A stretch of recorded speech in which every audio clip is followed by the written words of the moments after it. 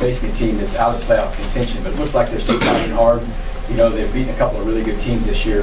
Defensively, besides Garrett, what else are their best parts? Yeah, they have a lot of great players, I think. I mean, you look at the cornerback position and Denzel Ward. I mean, the linebacker position, they're flying around. Safeties, same as well. And then obviously the defensive line. And then Coach Schwartz does a great job of mixing up coverages, bringing pressure when it's necessary, and then dropping into zone and man coverage when it's necessary. And so it's a really good team. I mean, they have a lot of same players from last year's defense that was like number one in the league. So it's a great team with a lot of pride that's going to come in playing hard, especially at home.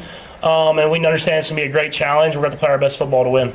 Almost quietly here, Xavier's had a nice few weeks. What have you sensed has been the difference for his production in his first year? Yeah, I mean, he's getting better and better. I think he's just playing with such more confidence. I think it really started in Buffalo, and it's kind of kept getting bigger and bigger as we kind of went throughout the rest of this year. I think as like we said, as we're trading those deep passes and really show off his skill doing that, he's getting open. So just trying to hit him on some of those, but he's showing his versatility and how he's able to work underneath, catch the ball, get yards after catch, and stuff like that. And I think he's going to continue to get better and better, which is going to help us going into the postseason.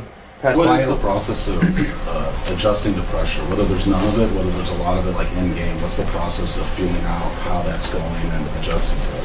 Yeah, I think just trying to not take negative plays, finding the soft spots in the pocket, finding opportunities when you want to take shots downfield and opportunities when you need to throw it underneath. And every game's different. In this league, I mean, there's a lot of great pass rushers, and you have to just find spots where you can have quiet feet and can execute the offense the way it's supposed to be executed. So as part of your study, like when you study Myles Garrett and his moves, for example, which way he like is that part of your study as well? Yeah, I mean, he's just really good. So it's he's pretty much good at everything. So just finding ways to get the ball in my hands whenever when he's rushing, and then whenever we need to take shots down the field, just having extra ways to manipulate his pass rush or have help with other two people blocking him and stuff like that. But they have a good defensive team. I mean, they have a good football team in general, but especially their defense. And it'll be a great challenge for us, and we have to go out there and play our best football to win. When you go back and look at some of the pressures and hits that you've taken this year, there's lots of reasons for them happening. How many times have you looked and said, listen, maybe I should have done something then. I should have gotten rid of the ball quicker? Because a lot of people just like, oh, let's just blame the line or whatever. How often is it something maybe you yourself? Yeah, I think it's a lot. I mean, there's times where I'm trying to be, like the best word's greedy and trying to take a shot downfield. Or if you look at the kind of the early sacks in this last game, I mean, there was a play in that first third down. I'll probably just hit Travis, and he maybe or maybe not gets the first down, but I'm trying to really hold on to it, and then I rush up in the pocket, try to make a play and run into a sack. And there's been a good amount of those this year, and that's why I have to continue to work on my feet and finding that soft spot in the pocket, because I think there's multiple times a game where the offensive line's holding up and I'm not trusting my footwork in order to go through my reads and make plays happen. So that's stuff that I work on and continue to work on throughout my career. Obviously, you're focused entirely on just this game, but in any way do you start mentally preparing for a stretch of 3 games in such a short span? Have you ever encountered anything like that before? No, I haven't in football. All you can do is focus on the game, at the practice that you have that day. I try to prepare my body all year long for this stretch.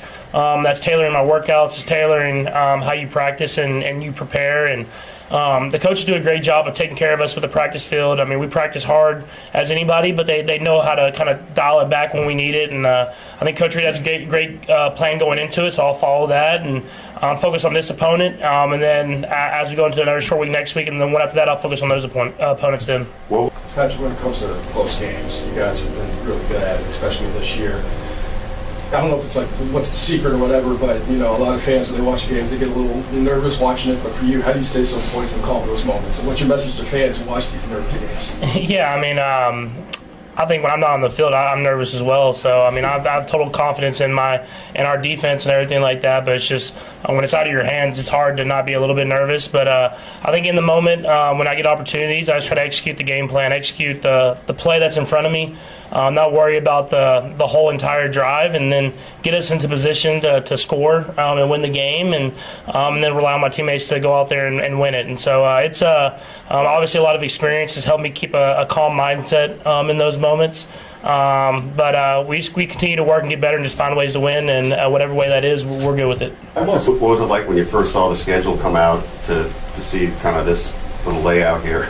Yeah, it's not like a good feeling. I mean, I'm excited to play on Christmas, to hopefully get back from what we did last year, but you never want to play this many amount of games in this short of time. It's just not great for your body, but at the end of the day, it's your job, your profession. You have to come to work and do it. It's hard to say. I mean, I think just taking what's there, what the defense has given me, and they obviously have a good pass rush, and I thought guys were getting open quickly. I thought D-Hop did a great job, Trav, Noah, others, and just trying to get the ball in their hands, let them make plays, and it was enough to get the win. Necessity, you guys have rotated tackles this year. What are some things that you're preparing for to make sure Myles Garrett, for example, just doesn't ruin the game this week? Yeah, I think you have to prepare for it as an entire offense. You have to give him different looks. You can't let him just pass rush over and over again. I mean, he won Defensive Player of the Year for a reason, man. He's going to win a lot of those matchups, and so we'll throw him change-ups. We'll throw him different pitches that he can hopefully keep his mind racing, but at the end of the day, he's going to make plays happen, and when he starts to win reps or win certain plays, you have to not make him negative plays, get rid of the football, even if that's throwing it away, and live to play another play. You guys, Patrick, how much pride do you take in what you guys have been able to do on third down this year, and how do you identify the reasons for the success you've had? Yeah, I think just having a good game plan, guys making plays happen in big moments. I think you've seen that in third down and then end of halves and end of games is we guys have executed at a high level. It's just about having that same type of execution throughout the entire game, not just third down, not just into halves, but in the red zone and in the field as well. And I think that's where we're trying to get to, and we have to continue to work to get there. Nick?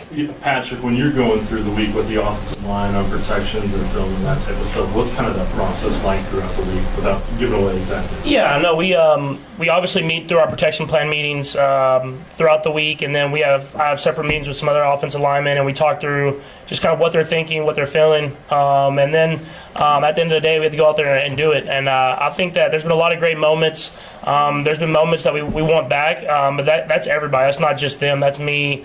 That's every receiver, whoever it is. It's a full group thing, and I think we're trending in the right direction. We just have to keep pushing to get there.